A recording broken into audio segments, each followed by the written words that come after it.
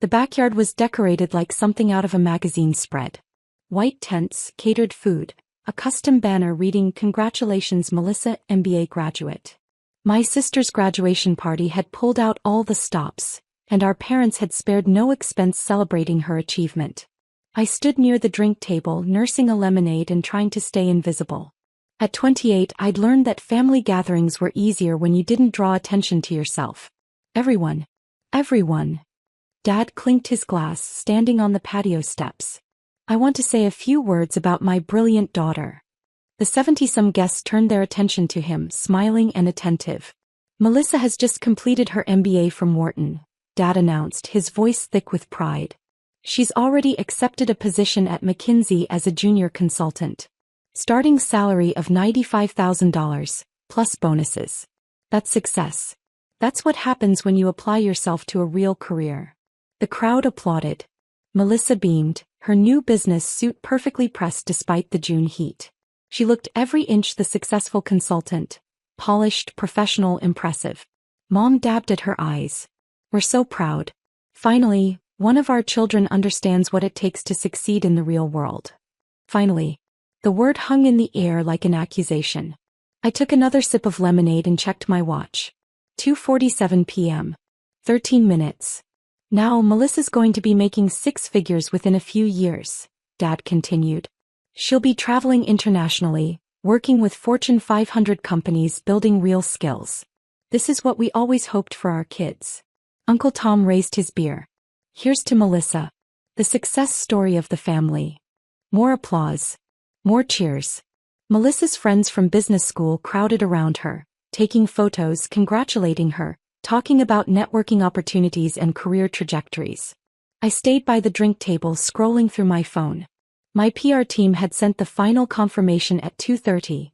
Forbes cover goes live at 3 p.m. Eastern Standard Time. Media embargo lifts simultaneously. Congratulations, Alex. You've earned this. Alex. Aunt Sharon's voice cut through my thoughts. What are you doing hiding over here? Come celebrate your sister. I walked over, offering Melissa a genuine smile. Congratulations. An MBA from Wharton is a huge accomplishment. Thanks, she said, though her eyes were already drifting back to her business school friends. You should think about going back to school, actually. It's never too late to get serious about your career. I'll keep that in mind. Dad overheard and shook his head. Alex is still doing that computer thing. Playing video games or whatever it is.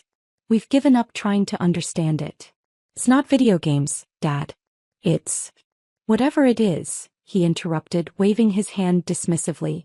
The point is, look at your sister. She went to business school. She networked. She landed a real job at a real company. That's the path to success.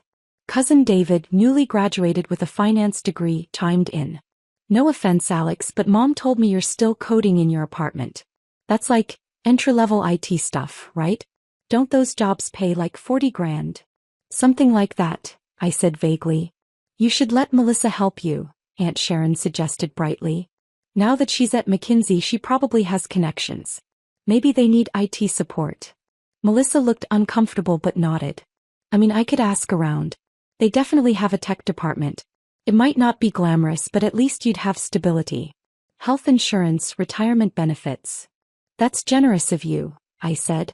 Mom appeared at Dad's elbow, her expression hovering between pride for Melissa and concern for me. Alex, your father and I have been talking. This computer hobby has gone on long enough. You're 28 years old. Melissa's younger than you and she's already building a real career. I have a career. Playing with computers isn't a career, Dad said firmly, his voice rising enough that nearby conversations quieted. It's a hobby. It's what you do in your spare time, not what you build a life around. Uncle Tom nodded sagely. Your dad's right, kid. The tech bubble already burst once. It'll burst again. You need something solid. Something tangible. 2:54 p.m. 6 minutes. You know what your problem is, Alex? Dad was warming up now and I recognized the tone. He'd been drinking and when he drank he got philosophical about my failures. You're smart. Too smart for your own good. You think you're above regular work. Above structure. Above taking orders from a boss. That's not. Let me finish. He held up his hand. You've wasted your 20s playing around on computers. Meanwhile, Melissa worked hard, went to graduate school and landed a prestigious position. He's going places. What do you have to show for the last 6 years? The backyard had gone quiet. Everyone was watching now, drinks paused halfway to lips, conversations abandoned.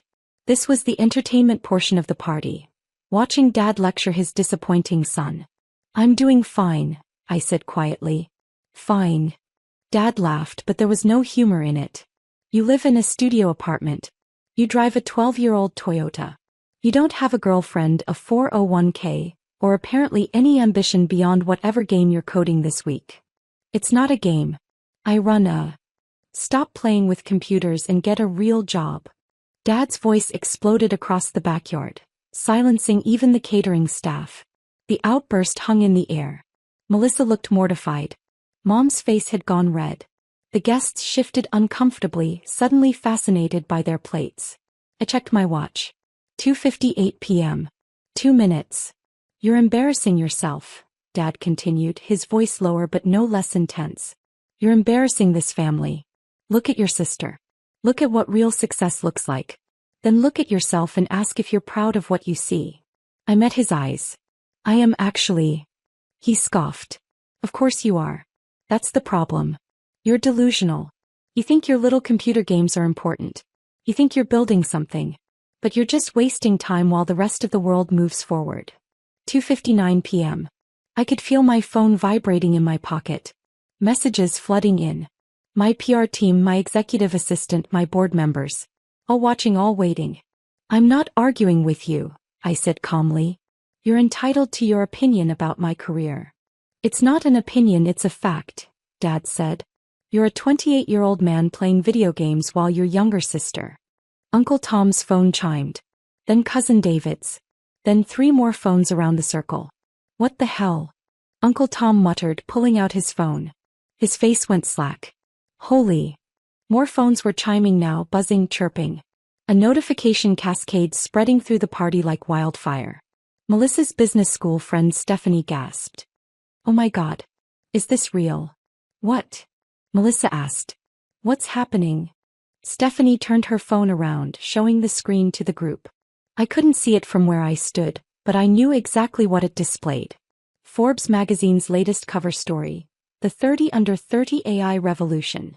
How Alex Chin built a $3.2 billion empire from his bedroom. The photo was from last month's shoot. Me in a simple black shirt, standing in front of Quantum AI's server room, arms crossed, looking directly at the camera. The photographer had wanted, confident but approachable. Based on the reactions spreading through the backyard, she'd succeeded.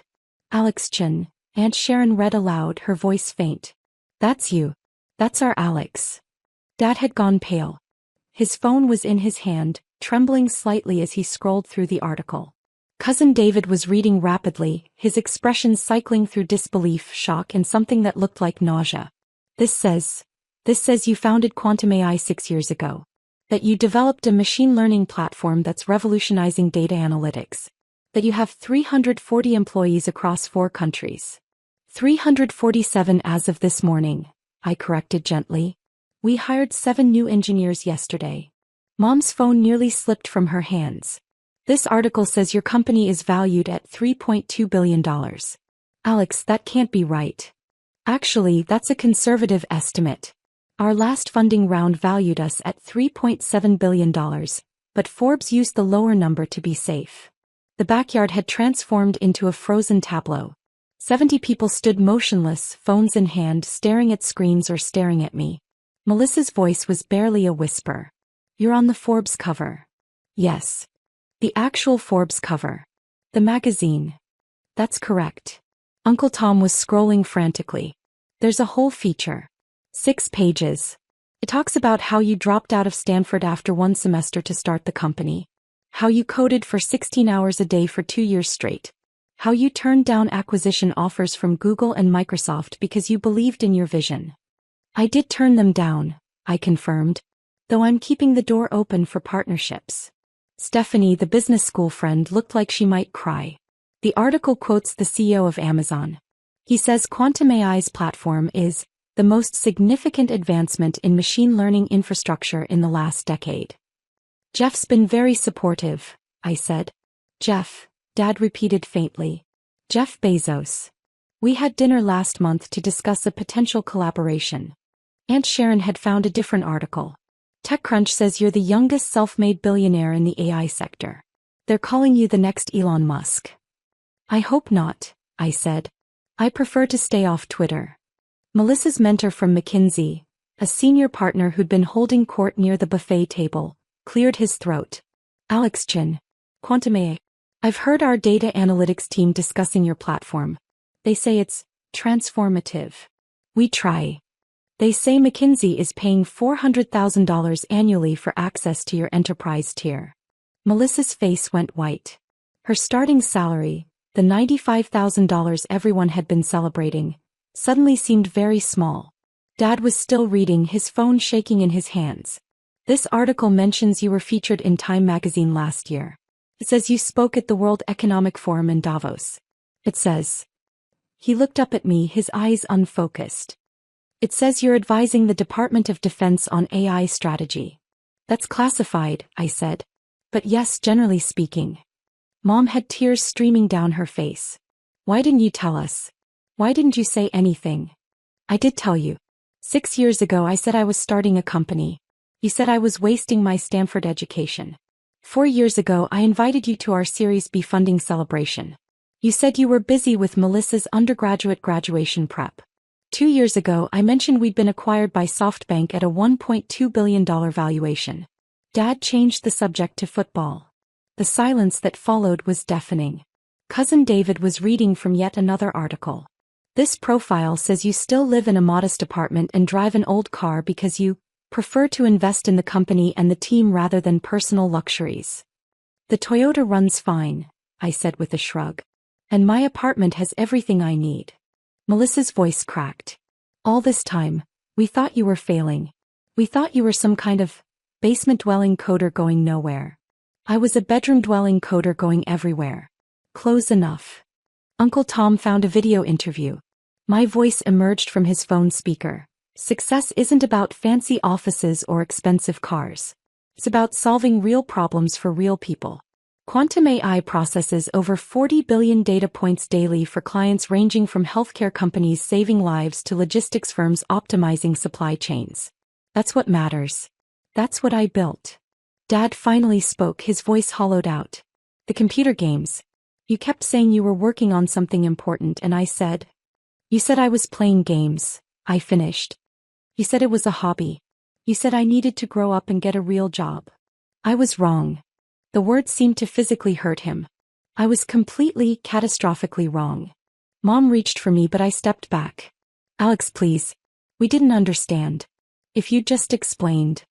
I tried to explain. For 6 years I tried. But you didn't want to understand. You wanted me to fit into your definition of success, and when I didn't, you decided I was a failure. Melissa was crying now. I offered to help you get an IT job. Oh God, I offered you an entry-level IT position. You're a billionaire and You're not responsible for their assumptions, I said, and I meant it. Congratulations on your MBA. McKinsey is lucky to have you. Her business school mentor looked ill. Mr. Chin, Alex, I apologize for any disrespect. If there's ever an opportunity to discuss how McKinsey might partner with Quantum AI. My head of business development handles partnership inquiries, I said politely. Her contact information is on our website. Stephanie was still reading. There's a quote here from the MIT Media Lab director. She says you've been a major donor to their AI ethics program. It says you've donated over $50 million to various tech education initiatives. $50 million. More than Melissa would earn in her entire career at McKinsey, even if she made partner. My phone buzzed. My assistant. CNN wants a live interview at 5 p.m. Bloomberg at 6. Can you make it back to the office? I texted back, I'll be there. I need to go, I announced to the frozen crowd. I have interviews scheduled with CNN, Bloomberg, and the Wall Street Journal. You know, media obligations that come with being on the Forbes cover. Alex, wait, Dad said desperately. We need to talk about this. We need to. Talk about what? About how for 6 years, you've told me I was wasting my life. About how you compared me to Melissa's conventional success and found me lacking. About how 20 minutes ago, you screamed at me to get a real job. His face crumpled. I'm sorry. God, Alex, I'm so sorry. I believe you're sorry. I believe you regret it now that you know there are billions of dollars attached to my computer games. But would you be sorry if I was still struggling? Would you respect my work if Forbes hadn't validated it? He had no answer. I looked around the backyard, at my family, at the guests, at all the people who'd watched Dad humiliate me, and said nothing. Melissa, congratulations again on the MBA. You worked hard and you should be proud. I turned to leave, then paused. Oh, and Dad? That real job you wanted me to get? Quantum AI currently employs 347 people across 4 countries. We provide real jobs with real salaries, real health insurance, and real 401k matching. Last year we paid out $47 million in employee bonuses. So I guess you could say I did get a real job. I created 347 of them. The last thing I heard as I walked out was Mom's broken sob and Dad's whispered, "What have we done?" The CNN interview went well. Anderson Cooper asked thoughtful questions about AI ethics, the future of machine learning, and what it felt like to build a billion-dollar company before 30. Your Forbes profile mentions you come from a family that didn't initially understand your work, he said. How did you handle the lack of support? I built something so undeniable they couldn't ignore it, I answered. Success is the best response to doubt. The Bloomberg interview followed, then the Wall Street Journal. By 8 p.m. I was trending on Twitter. By midnight, Quantum AI's website had crashed from traffic. By morning, we'd received 847 new partnership inquiries and 2,300 job applications. My phone was full of messages from family members. Dad had called 16 times. Mom had sent a 20-paragraph text explaining how proud she was, how she'd always believed in me, how she knew I'd do great things. Except she hadn't. None of them had. Melissa's message was different. I don't expect forgiveness. But I want you to know that watching you walk away today was the most humbling experience of my life. You built something extraordinary while we mocked you. That says everything about your character and everything about ours. I'm sorry doesn't cover it, but I'm sorry anyway. I stared at the message for a long time, then put the phone down without responding.